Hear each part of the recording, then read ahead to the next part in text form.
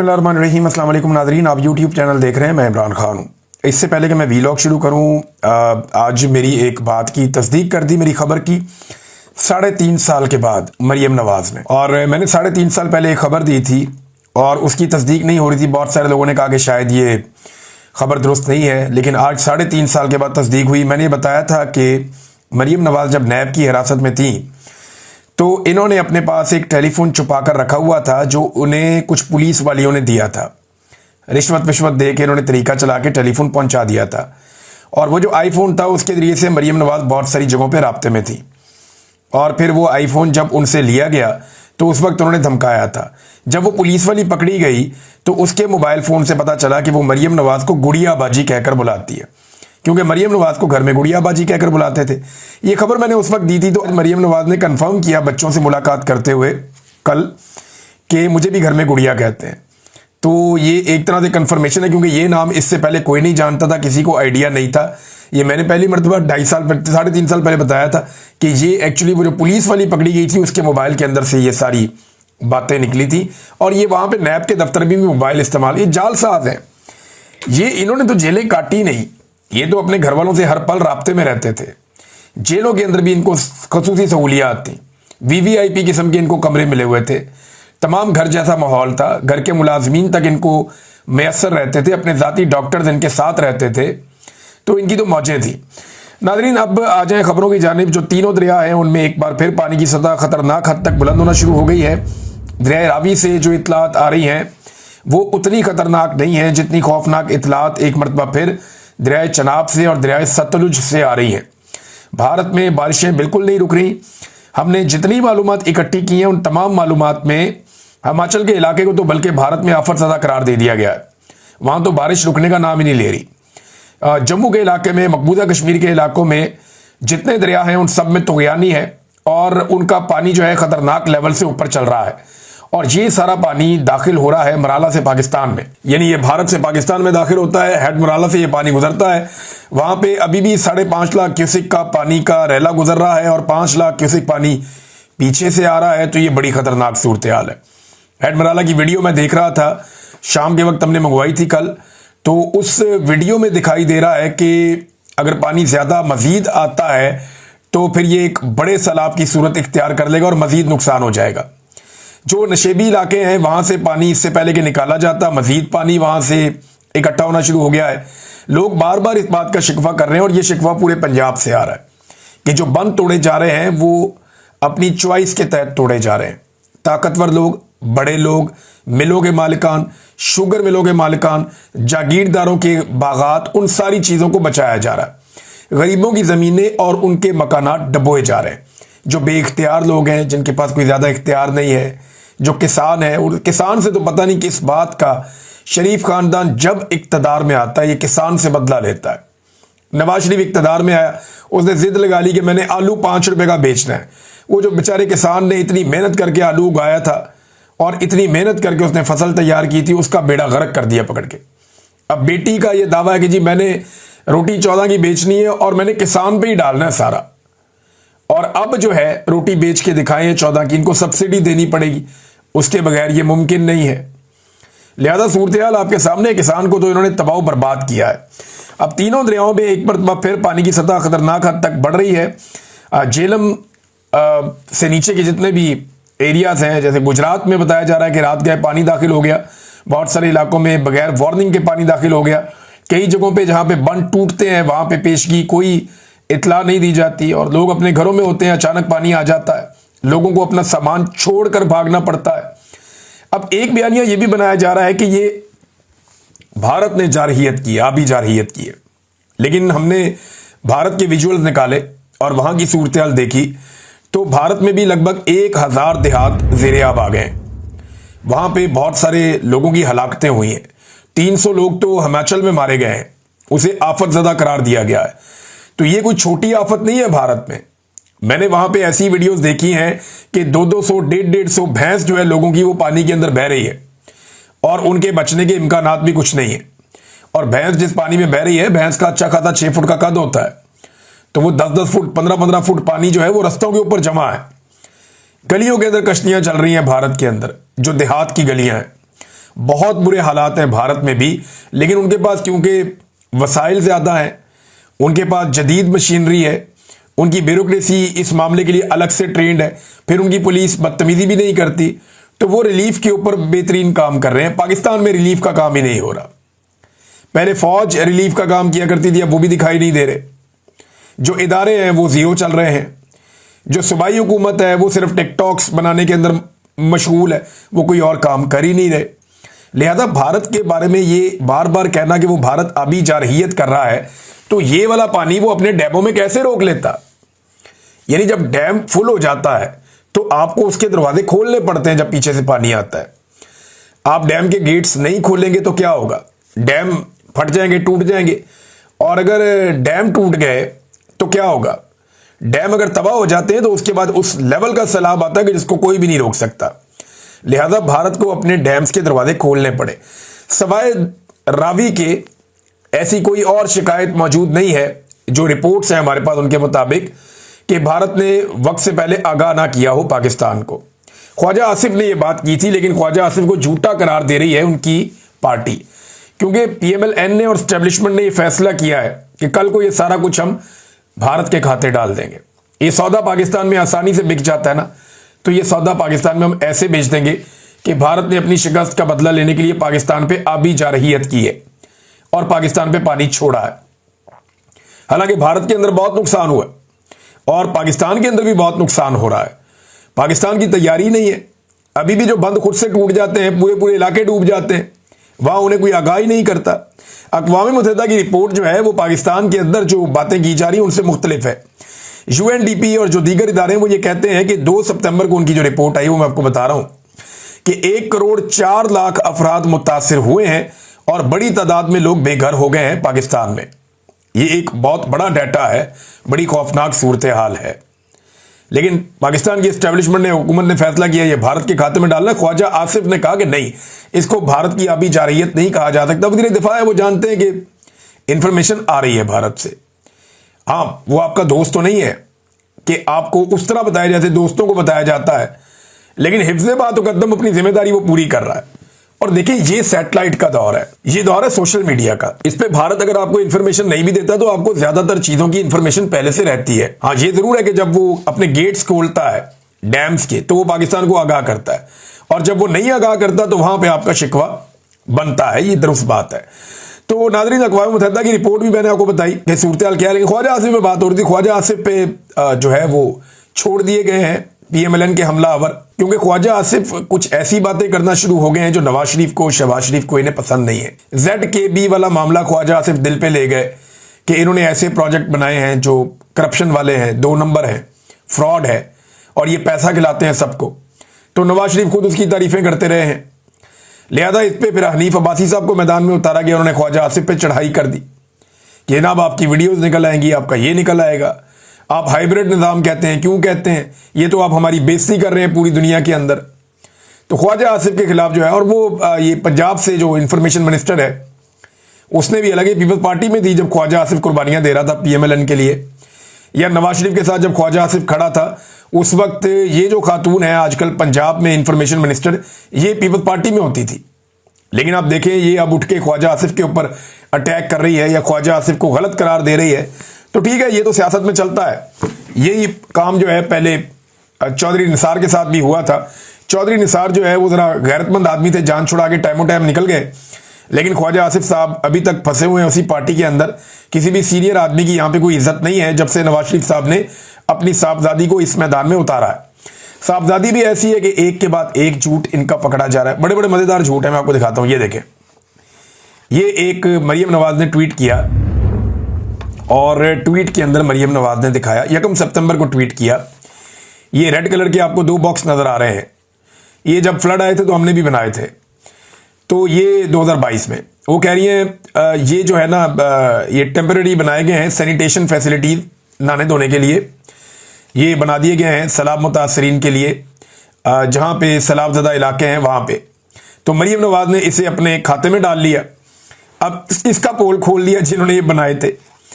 अब वो ये बताते हैं कि झूठ ये पकड़ा गया। ये तस्वीर जो है वो दुआबा फाउंडेशन की है, जो कि मुल्तान बेस्ड फाउंडेशन है। इन्होंने 2 महीने पहले अपनी फेसबुक पर यह तस्वीर लगाई थी और तस्वीर जो है वो आप डाउनलोड करके जूम करके दाएं बाएं से उनका लोगो भी देख सकते हैं।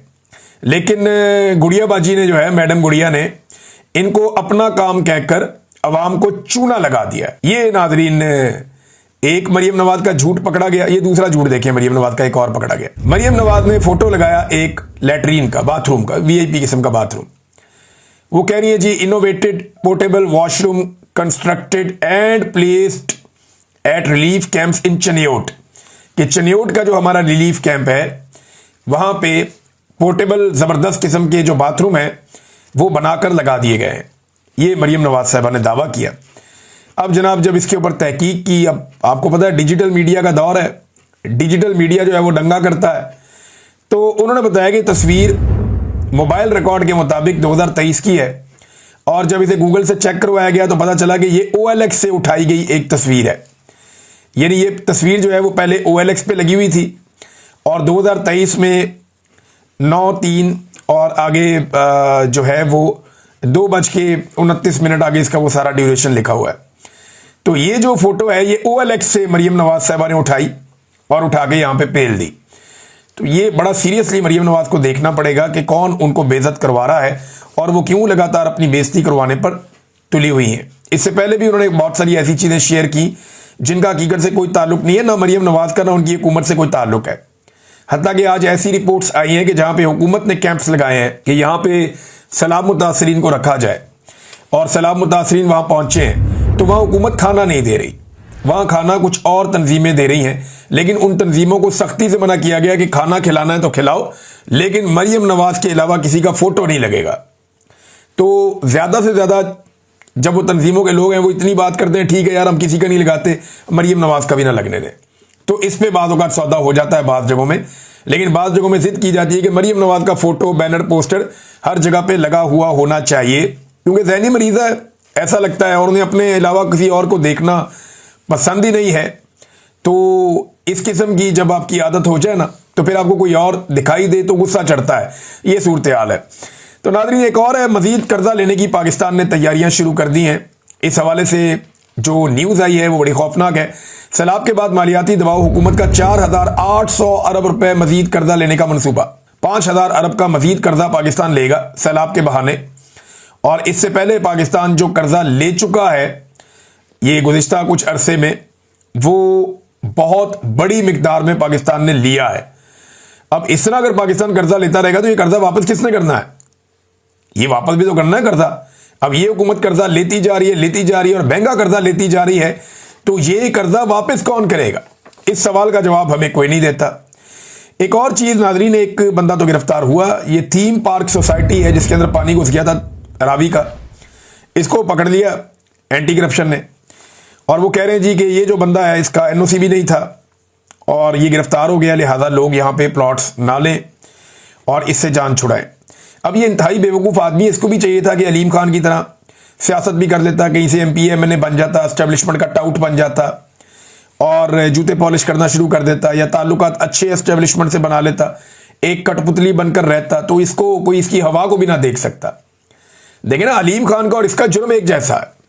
इसने भी दरिया में सोसाइटी बनाई, उसने भी दरिया में सोसाइटी बनाई और इसको पकड़ लिया गया, उसको कुछ भी नहीं कहा गया। उसकी सोसाइटी में भी पानी दाखिल हुआ, अलीम खान की सोसाइटी में भी पानी दाखिल हुआ, लेकिन क्योंकि अलीम खान को NOC मरियम नवाज ने दिया था इसलिए उसको बचा लिया गया।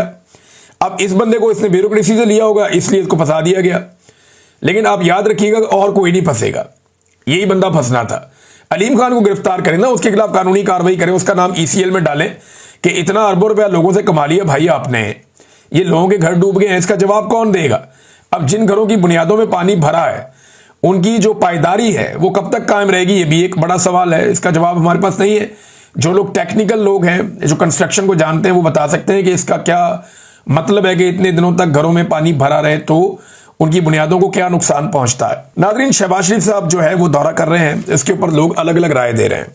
जो पाकिस्तान तहरीक इंसाफ के हमायती लोग हैं या जो इंडिपेंडेंट मीडिया भी है, बाज़ औक़ात वो ये कहते हैं कि शहबाज शरीफ साहब के हालात इतने अच्छे नहीं हैं इस दौरे में, उन्हें इग्नोर किया गया है बार बार। यानी जो इज्जत बाकियों को मिल रही थी उतनी इज्जत शहबाज शरीफ साहब को नहीं मिल रही थी। वो ज़बरदस्ती हर जगह पे अपना सर घुसा के तस्वीरें बना रहे थे। बल्कि सीढ़ियों के ऊपर एक चढ़ने की कुछ लीडर्स की तस्वीर है, जिसमें शुमाली कोरिया का जो डिक्टेटर है वो था, प्यूटन था, और चीन का सदर था।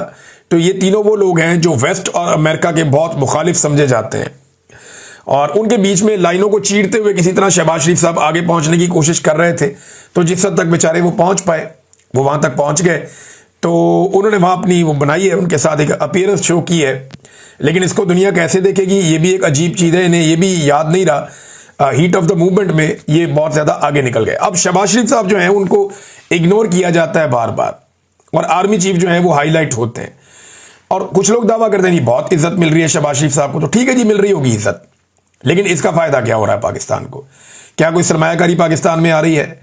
क्या इन ममालिक में से कोई एक मुल्क पाकिस्तान को पैसे देने के लिए तैयार है? क्या इन ममालिक में से कोई एक मुल्क पाकिस्तान में अरबों डॉलर की सरमायाकारी लाने के लिए तैयार है? ऐसा तो दिखाई नहीं दे रहा। हाँ, एक बात हम बार बार सोच रहे थे कि शहबाज शरीफ ने अब तक सबसे ज्यादा दौरे शायद आजरबाईजान के किए हैं, सऊदी अरब के अलावा अगर देखें तो। आजरबाईजान के इन्होंने इतने दौरे किए हैं, तो कुछ तो वहां से आएगा। तो इन्होंने कहा था कि 2 अरब डॉलर की सरमायाकारी आएगी, तो आजरबाईजान से 2 अरब डॉलर की सरमायाकारी तो नहीं आई, उल्टा आजरबाईजान की एक कंपनी को इन्होंने फायदा पहुंचा दिया है। और इसके अंदर क्या कमीशन का मामला है और क्या गेम डाली जा रही है, अभी इसके ऊपर इन्वेस्टिगेट होना चाहिए। मैं आपको बताता हूं ये करने क्या जा रहे हैं। व्हाइट ऑयल पाइपलाइन ये बिछाने जा रहे हैं, और ये आजरबाईजान की एक कंपनी है सोकार, उसके साथ ये इन्होंने मुआहदा कर लिया है, और बगैर कैबिनेट से, बगैर असेंबली के अंदर डिस्कस किए, कुछ भी किए, इन्होंने इसके ऊपर दस्तखत भी कर दिए हैं। अच्छा, ये माचके से तारो जब्बा तक 477 किलोमीटर की एक पाइपलाइन बिछाई जाएगी, और ये पेट्रोल के लिए। ये माचके कहां पे, जरा समझ ले, बुलान में है, ज्यादा कोयटा से दूर नहीं है, बुलान का इलाका है बलूचिस्तान का, वहां पे माचके है। और इसके बाद जो तारो जब्बा है, ये जो इलाका है तारो जब्बा का, ये सखर के करीब है, सिंध में। इन दोनों के बीच में जो फासला है वो 477 किलोमीटर का है। ये पाइपलाइन क्यों बिछा रहे हैं? देखिए, पाइपलाइन तो अगर आनी है तो आनी चाहिए आजरबाईजान से, लेकिन ये ऐसे क्यों हो रहा है? आजरबाईजान से तेल ज्यादा इम्कान है कि समंदर के रास्ते से गवादर पहुंचेगा।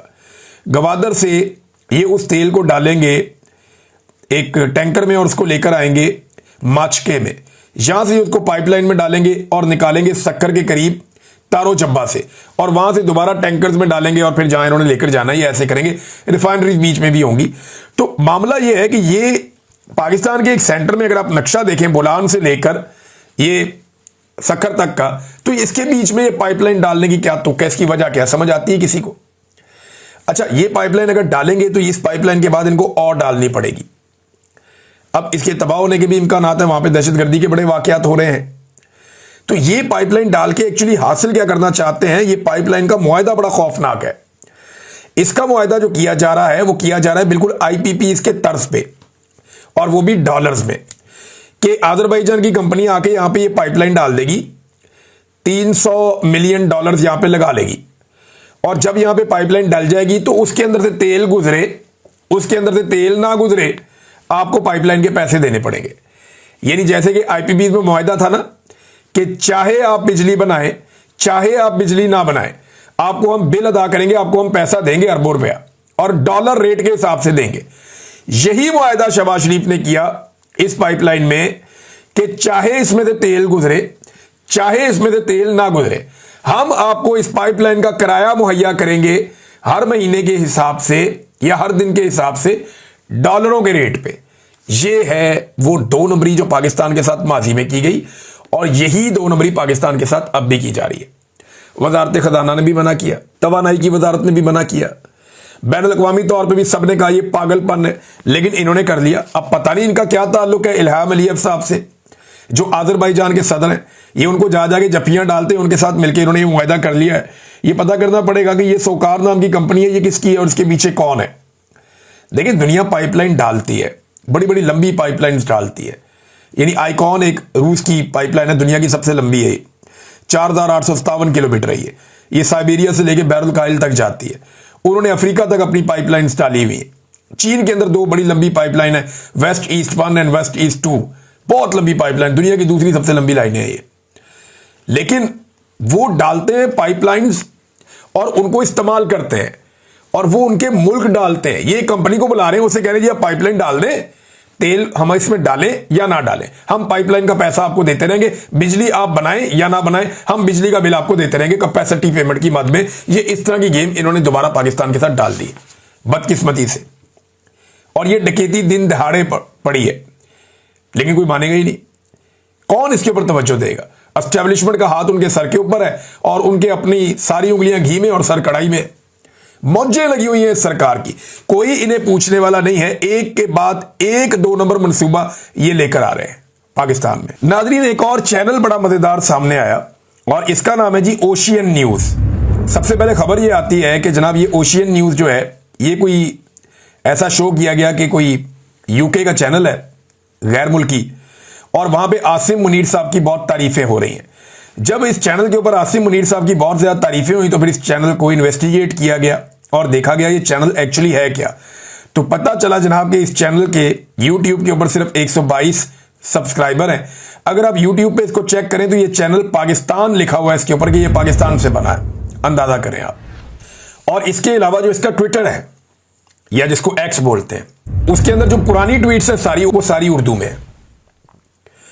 और ज्यादा लोग ये कह रहे हैं कि कोई पाकिस्तान तहरीक इंसाफ का बंदा गिरफ्तार हुआ था या काबू आया था, उसका अकाउंट छीन लिया गया था, उसके अंदर फॉलोअर ज्यादा थे, वो अकाउंट जो है पीछे से डिलीट जितना हो गया, बाकी उठा के ओशियन न्यूज के खाते में डाल दिया गया और अब उसकी तरफ से वहां पे खबरें डाली जाती हैं। लेकिन जब पीछे जाते हैं आप, चंद महीने चंद साल पीछे आप जाते हैं, तो वहां पे सारी ट्वीट्स इमरान खान से रिलेटेड है और उर्दू के अंदर है। तो ये बरतानवी चैनल उर्दू में ट्वीट्स करता है, हैरत की बात है। फिर उसके अलावा इनका जो यूट्यूब के ऊपर ओशियन न्यूज लाइव का एक चैनल है, उसके अंदर 188 सब्सक्राइबर है, 103 वीडियोस इन्होंने डाली हुई है गुज़िश्ता लंबे अरसे में।